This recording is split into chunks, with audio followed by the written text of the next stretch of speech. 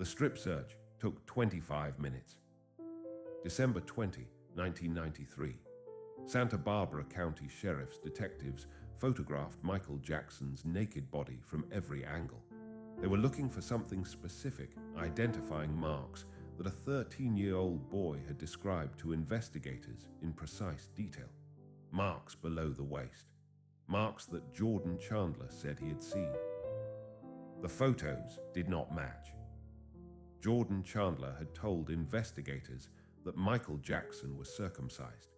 The autopsy conducted 15 years later confirmed he was not.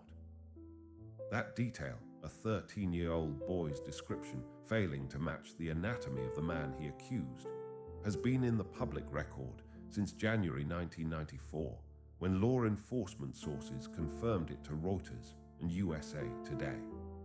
The 2026 biopic made $97 million without mentioning it. It also didn't mention the $23.3 million settlement that followed 5 weeks later, or the 2005 criminal trial, or the 2 men who testified in Jackson's defense and then spent years in therapy before concluding they had been abused. This is the story that cost $97 million to leave out. But to understand how a mythology becomes powerful enough to survive documented contradictions, to understand what was actually happening inside the most famous property in America, we have to go back to 1958, to a 2-bedroom house in Gary, Indiana, to a father with a belt and a son with a voice that didn't sound like it belonged to a child. Gary, Indiana in 1958 was a steel town in the specific way that American steel towns were steel towns. The mills ran 24 hours. The men who worked them came home with the smell of the furnaces on them, and the economic logic of the place left very little room for the idea that one of its children would become the most famous human being on Earth. Joseph Walter Jackson operated a crane at Inland Steel. He also played guitar in a rhythm and blues band called the Falcons, and when that went nowhere, he redirected his ambition the way that frustrated men with children sometimes do, downward, onto the next generation, with the full weight of everything he had wanted for himself. He had 9 children. Michael Joe Jackson was the 7th, born August 29, 1958. By the time Michael was 4, he was performing. By the time he was 5, anyone who watched him understood that something physiologically unusual was happening, that the child heard music differently, moved differently, processed rhythm at a level that had nothing to do with training. Joseph Jackson recognized this. His response was systematic. Band rehearsals ran for hours. Mistakes were punished physically. Michael Jackson stated in his 1988 autobiography Moonwalk, in his 1993 interview with Oprah Winfrey, watched by an estimated 90 million people, and again in the 2003 Bashir documentary, that his father sat with a belt in his hand during rehearsals, ready to use it. He described growing up in sustained fear of his father's reaction to imperfection. He said the fear was so physical that he sometimes vomited before performances. His older brothers, Jackie, Tito, Jermaine, Marlon, corroborated that the physical punishments happened, but argued they were discipline, not abuse. Joe Jackson, asked about it across decades of interviews, publicly acknowledged that he regularly whipped Michael. He expressed no regret. The Motown audition came in 1968. Michael was 9. Berry Gordy had seen everything the American music industry had produced. He watched the child at the front of the Jackson 5 and signed them before the month was out. What followed was the most concentrated professional formation any child had received inside the American entertainment system. The Jackson 5 lived at Berry Gordy's house in Los Angeles. They studied old Motown footage, James Brown footage, Jackie Wilson footage for hours each day. Michael absorbed it all and synthesized something that no one had produced before. A child's voice carrying adult emotional weight, a body that moved in ways that looked physiologically impossible, a stage presence that commanded rooms built for grown men. The records are still in rotation 50 years later. I want you back. ABC. I'll be there. What strikes you listening back is how much pain is audible in that voice. Not performed pain, reported pain. The child was not acting. The solo career began with Off the Wall in 1979. Thriller followed in 1982 and reorganized the world slightly to accommodate what it represented. The best-selling album ever recorded, 50 million copies in its first years, perhaps 80 million across its lifetime. 8 Grammy Awards in a single night in 1984. The Thriller video was 14 minutes long and cost $500,000 to produce at a moment when that budget was almost incomprehensible for the format. Getting it onto MTV required a negotiation that exposed what the network's rotation actually reflected about black artists in early 1980s America. Jackson's manager Frank DiLeo and CBS Records President Walter Yetnikoff applied commercial and public pressure. MTV added the video. The demographic architecture of American popular music shifted in ways that are still working themselves out.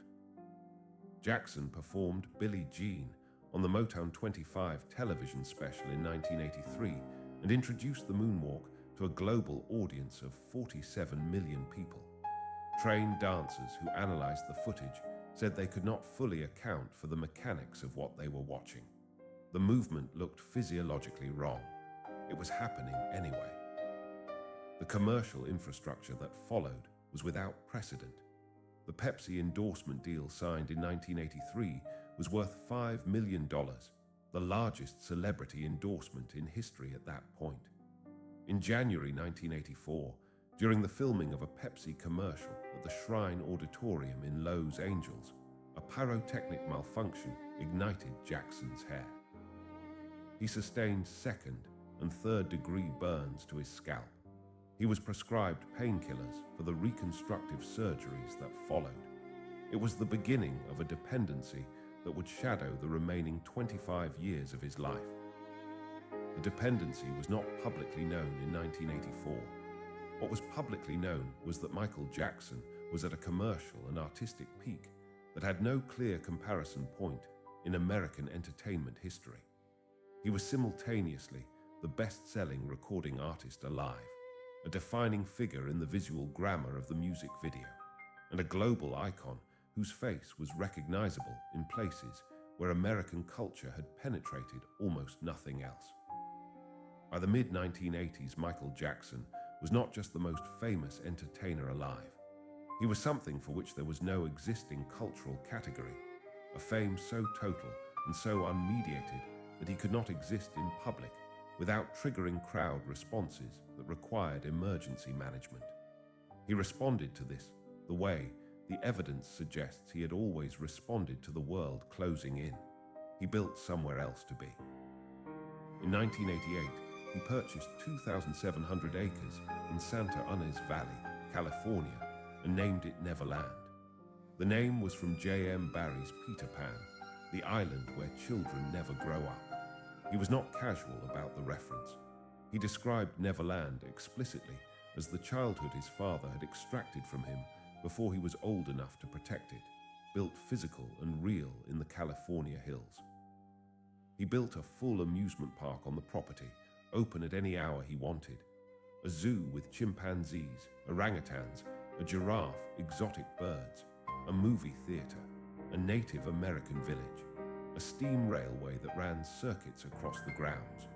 The main house had a second-floor bedroom that he described as his sanctuary, separated from the rest of the house by a staircase fitted with an alarm. He invited children to stay there. He said sharing his world with children was the most natural thing he could imagine. He said children were the purest souls he knew. He said he was not doing anything that required explanation to anyone with a clean mind. He said all of this publicly, repeatedly, on camera. And then, in the summer of 1993, a 13-year-old boy named Jordan Chandler told a psychiatrist what he said had happened inside that bedroom. The Chandler family entered Michael Jackson's world through an accident. In 1992, Jordan's stepfather Dave Schwartz was driving a rented car that broke down near a vehicle Jackson was also renting. The meeting that followed led to an acquaintance, then to invitations to Neverland, then to the kind of exclusive and intensive friendship that Jackson formed with certain children. Total attention, lavish gifts, international travel, the feeling of being the most important person in the world's most extraordinary man's life. By the spring of 1993, the relationship between Jackson and Jordan Chandler had become intensive enough that Jordan's biological father, Evan Chandler, was concerned.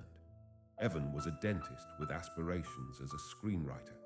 In May 1993, he suggested to Jackson that he should build an extension onto Jackson's own house for Jordan. When that was declined, he suggested Jackson buy him a house outright. Both requests were declined. On August 4, 1993, 13 days before Jordan would tell anyone he had been abused, Evan Chandler and his legal team approached Jackson directly, demanding a $20 million settlement and threatening to take the dispute public and criminal if he refused. That sequence matters. The demand came before the disclosure. 3 days earlier, on the 1st of August, a phone call between Evan Chandler and Jordan's stepfather Dave Schwartz was recorded by Schwartz.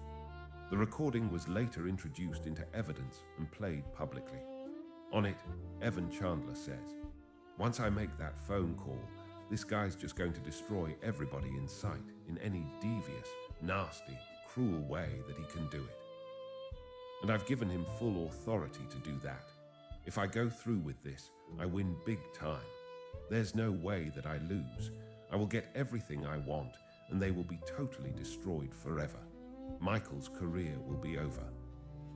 On August 17, 1993, Jordan Chandler told a psychiatrist that Michael Jackson had sexually abused him. The psychiatrist was legally mandated to report the disclosure. The Lapt opened a criminal investigation the following day. Jackson's private investigator, Anthony Pellicano, immediately called a press conference and presented the August recordings as evidence of extortion. The Chandler family's attorney filed a civil lawsuit in September 1993 seeking $30 million in damages. 2 simultaneous legal proceedings, criminal and civil, were now in motion.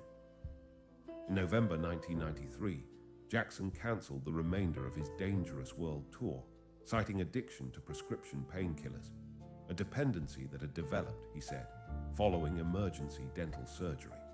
Police searched Neverland Ranch and the Jackson family home at Havenhurst.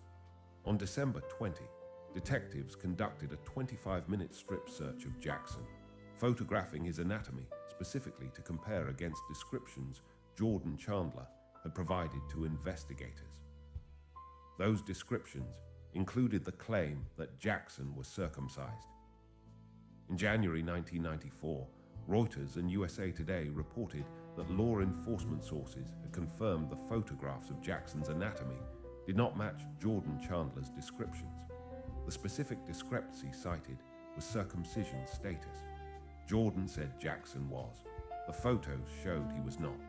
Jackson's attorney said this proved the allegations were fabricated. Jordan's attorney said the discrepancy did not disprove that abuse had occurred. The criminal investigation required Jordan Chandler's continued cooperation to proceed. What happened next was not the result of a legal clause in the settlement. It is important to be precise here, because the myth that the settlement contained a formal non-testimony agreement is not supported by the documents. Legal experts noted that such an agreement would itself constitute a felony, a bribe to withhold testimony from a criminal proceeding. What the documents show is this. On January 25, 1994, Jackson's insurance carrier, Transamerica Insurance Group, settled the civil lawsuit out of court. The total amount was $23.3 million. Jordan Chandler received $15,331,250 in a trust fund.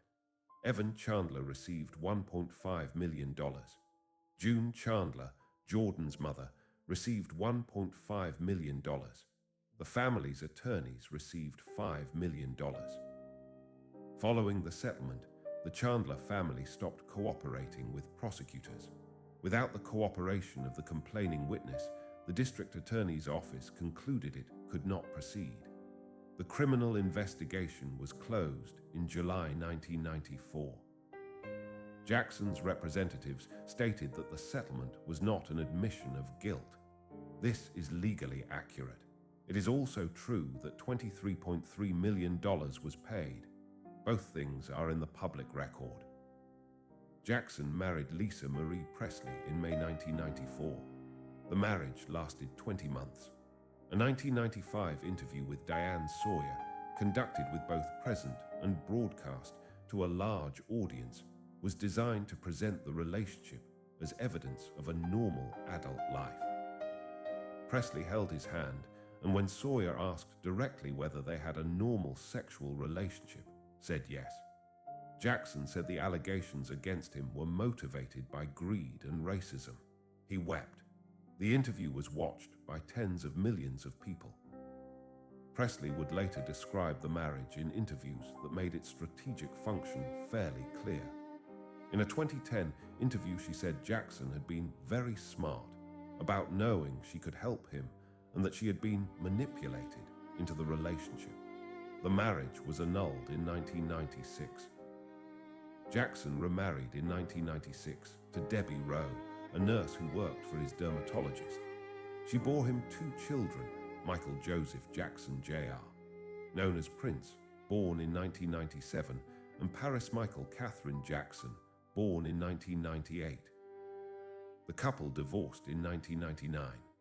Rowe received a reported $8.5 million settlement and initially relinquished custody.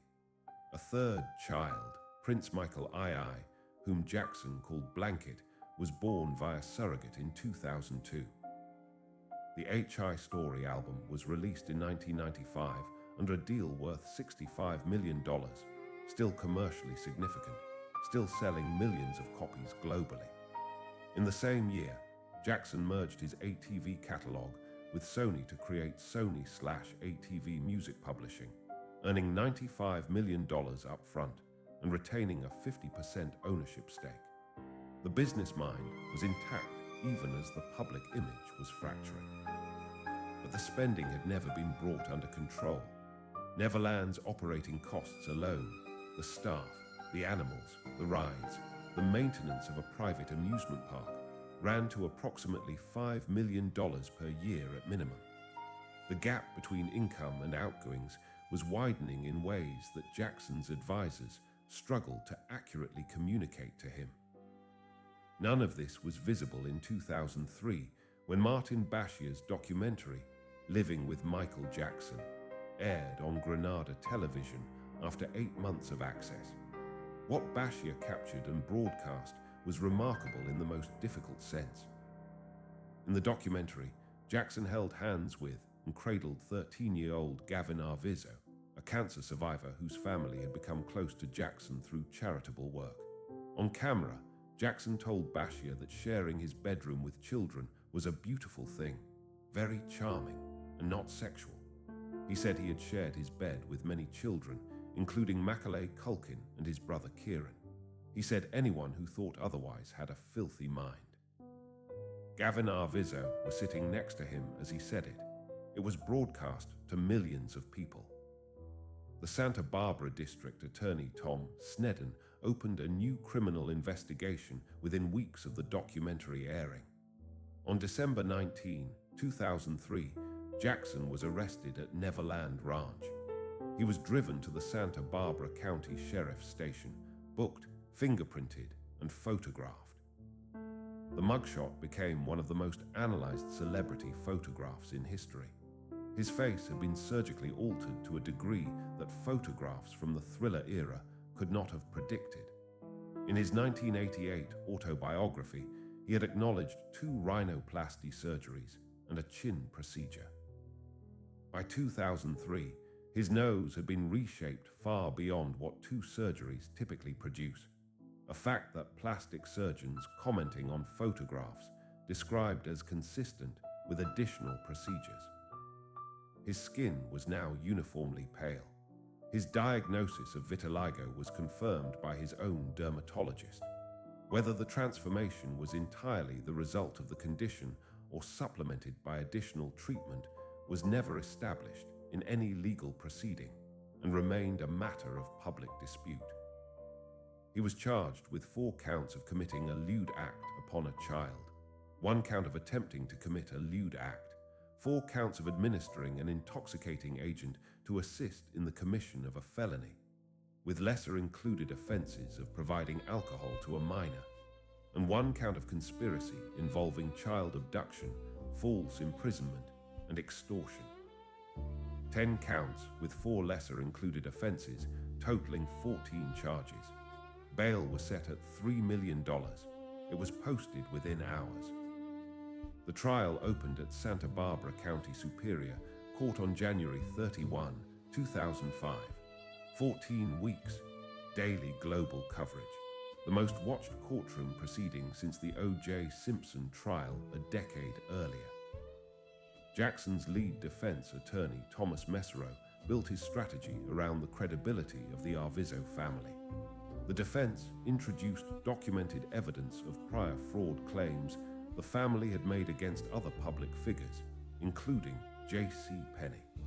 They argued the family had identified a pattern of targeting wealthy defendants. The prosecution called prior bad acts witnesses under California Evidence Code 1108. Former security guard Ralph Chacken testified that he had seen Jackson performing a sex act on Jordan Chandler. Maid Adrian McManus testified to seeing Jackson kiss boys and touch Macaulay Culkin. Cook Philip Lamarck testified he saw Jackson's hand inside Macaulay Culkin's underpants. House manager Jessa Salas testified to seeing teenage boys emerging drunk from Jackson's wine cellar.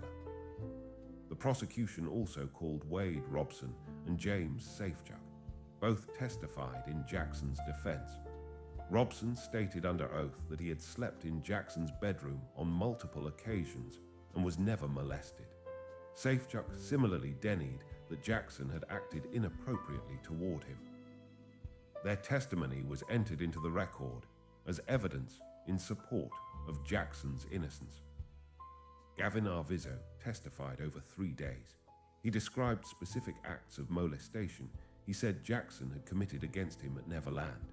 His brother Star Arvizo testified that Jackson served them alcohol in soda cans and called it Jesus juice. Their mother Janet Arvizo testified that the family had been held at Neverland against their will to film a rebuttal documentary following the Bashir broadcast. June 13, 2005. 7 days of deliberations, 14 weeks of testimony. Not guilty on all 14 counts. Jury foreman Paul Rodriguez spoke to the press afterward. He said the jury had looked at the evidence and made a deliberate decision to treat Jackson as any other defendant rather than as a celebrity. He said the prosecution's witnesses lacked credibility. He specifically noted that witness Jason Franch's erratic behavior mirrored Janet Arvizo's, that he left too many little loopholes in his statements. The jury had not believed the Arvizo family's account. The verdict was legally clear. The jury had deliberated for 7 days and found the prosecution had not proven its case beyond a reasonable doubt. That is the standard. Jackson met it. He was acquitted on every count. Outside the courthouse, the fans who had maintained vigil throughout the trial celebrated. Jackson stepped briefly from a white SUV. His face was unreadable. His attorney spoke. Jackson did not. He returned to Neverland that evening and left it within weeks for what turned out to be the last time. The FBI had conducted a parallel investigation running alongside the LAPD's throughout the period. The FBI file, released under FOIA after Jackson's death, documented that federal investigators had found no evidence of criminal conduct on Jackson's behalf, and that the prosecution had no outstanding leads or credible evidence items that the Bureau could pursue. Jackson left the United States and spent time in Bahrain as a guest of the royal family. He recorded music. He traveled. He did not perform publicly. The commercial infrastructure that had generated hundreds of millions in the 1980s and 1990s remained idle. Neverland went into foreclosure proceedings.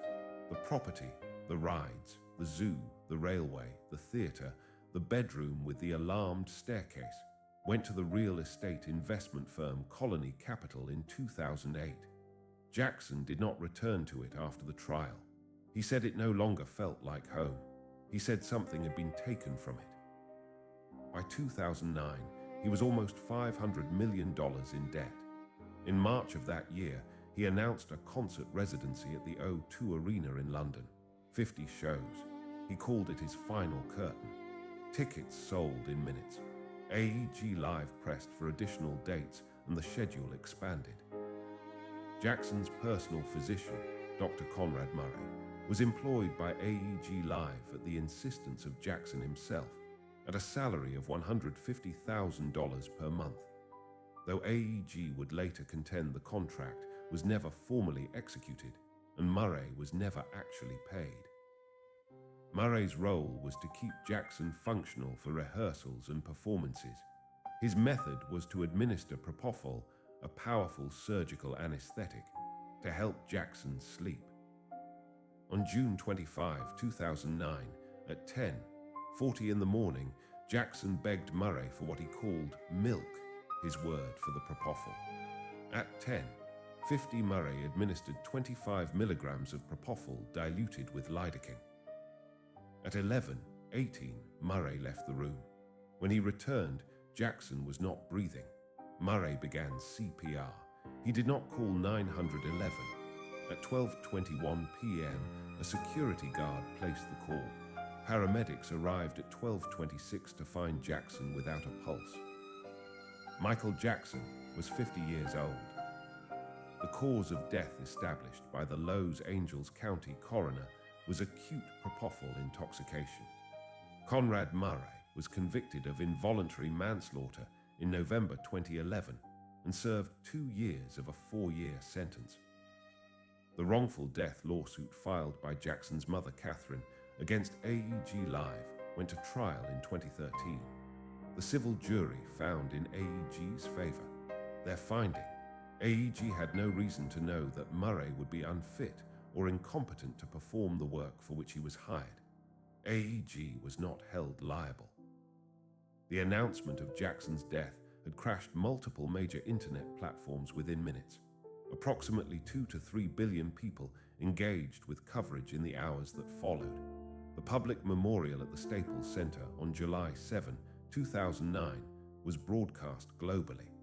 Al Sharpton addressed Jackson's 3 children from the stage. Wasn't nothing strange about your daddy. It was strange what your daddy had to deal with. The crowd's response was the loudest sustained applause of the ceremony. The estate Jackson left behind was, financially, a reversal of everything his final years had suggested. The Sony/ATV catalog stake that had been collateral for $300 million in debt was sold by the estate in 2016 for approximately $750 million. The posthumous revenue from licensing, touring exhibitions, the Cirque du Soleil productions, and catalog exploitation has generated more money than Jackson earned during his lifetime. The legacy machine runs more efficiently without him in it. In 2019, HBO broadcast Leaving Neverland. 4 hours, directed by Dan Reed. The film featured Wade Robson and James Safechuck, the same 2 men who had testified at the 2005 criminal trial in Jackson's defense. In the documentary, both men described years of sustained sexual abuse they said Jackson had perpetrated against them during their childhoods. Robson had first met Jackson at age 7, Safechuck at 10. Both men described what they characterized as a deliberate and methodical pattern. Relationships built first with the children's families, then with the children, progressing slowly from affection to abuse, maintained through a combination of love, gifts, and what both men described as carefully constructed shame. The detail that sits most uncomfortably in the documentary, for anyone watching it carefully, is the account of how Jackson is said to have managed not just the children but their families. Both Robson and Safechuck described their mothers as being drawn into the Neverland world through the same mechanism of total attention and apparent love used on the children themselves, a social architecture that made it difficult to see clearly from inside it what was happening. Joy Robson and Stephanie Safechuck both appear in the documentary and say they believe their sons. Robson had first reversed his position in 2013, 4 years after Jackson's death. He appeared on the Today Show and filed a lawsuit against the Jackson estate. He stated that his earlier defense of Jackson, delivered under oath at the 2005 trial, was the product of what he called Jackson's complete manipulation and brainwashing, and that becoming a father and experiencing 2 nervous breakdowns had led him, through therapy, to confront what had happened. His professional career as a choreographer and director had been built in part on his association with Jackson. Coming forward cost him work. Safechuck filed his own lawsuit in 2014. He stated that he had not been able to process or access memories of abuse until he saw Robson on television in 2013 and began his own course of therapy. Both men had testified at the 2005 trial at moments when their careers were intertwined with their connection to Jackson. Both changed their accounts only after Jackson's death, when he could not respond. Both had become fathers before they came forward. Both stated that therapy was the catalyst, not money, not the lawsuits, which came after the public statements rather than before. The Jackson estate sued HBO, claiming the documentary violated a 1992 non-disparagement agreement from Jackson's Dangerous tour. The case went to arbitration. The documentary aired regardless, reaching tens of millions of viewers globally.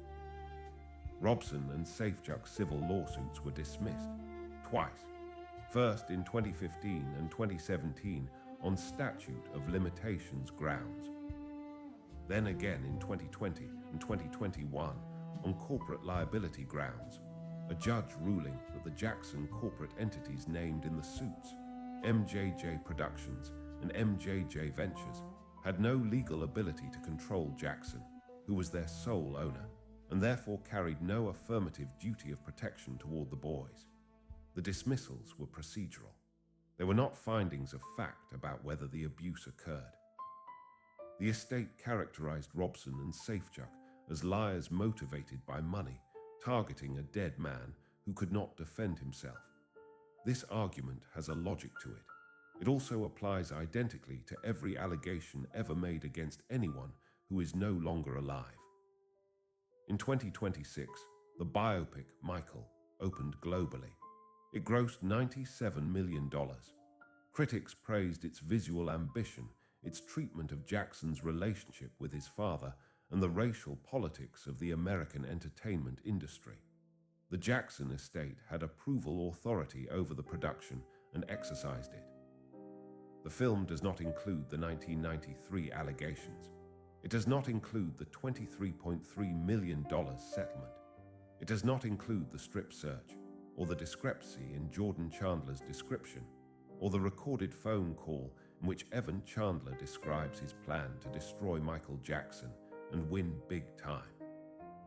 It does not include the 2005 trial, or Gavin Arvizo, or Jesus Juice, or the 14 counts, or the 7 days of deliberation.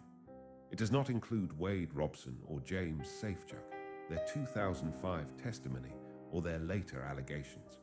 It does not include Conrad Murray or Propoffel or the timestamp of 10:50 a.m. on June 25, 2009. These are not contested facts. Every single one of them is documented. The filmmakers chose not to tell that part of the story. The choice cost them nothing. It made them $97 million. What does the full record actually say? It says that the most gifted popular entertainer of the 20th century had his childhood extracted from him, methodically and physically, by a father who treated talent as a resource to be optimized rather than a child to be protected. It says that in response, Jackson spent his adult life constructing a physical monument to the thing he never had, and filling it with children he believed were the only people who could not corrupt him. It says that what happened inside that monument cannot be established with the certainty that courtrooms require. It also says that a 13-year-old boy's family received $23.3 million and then stopped cooperating with the criminal investigation that required them. That Jackson was acquitted on all 14 criminal charges by a jury that deliberated for 7 days and found the prosecution had not met its burden. That the FBI conducted a parallel investigation and found no evidence of criminal conduct. That 2 men who testified in Jackson's defense at that 1995 trial, under oath, publicly, at professional cost, had they lied in the other direction, later described, in their own names, years of abuse. The estate says Robson and Safechuck are lying. The estate has $1 billion reason to say so, and also may be right. Both things can be true simultaneously. That is the condition the full record forces you to sit in, not comfortable certainty in either direction, but the specific discomfort of a documented history that contains evidence supporting multiple incompatible conclusions. The biopic does not ask you to sit in that discomfort. It resolves it cleanly in favor of the mythology. It tells you about the moonwalk and the Pepsi commercial and the belt in Joseph Jackson's hand and the racial politics of MTV and the artistic genius that no reasonable person disputes. It does not tell you about the settlement or the trial or the strip search or the 2 men who changed their testimony. The selection is not an accident. It is a financial decision dressed as a creative one. All of these things are in the same public record. The biopic selected from that record and called the selection the story. The strip search took 25 minutes. The photos did not match. A family received $23.3 million and stopped cooperating with investigators. A jury found him not guilty on 14 counts. The FBI found no evidence. 2 men who defended him under oath later said they had been abused. A physician left a room for 2 minutes. A security guard made a phone call 53 minutes after the window had closed. Those are the documented facts of Michael Jackson's life. The mythology is what you build around them when $97 million is at stake.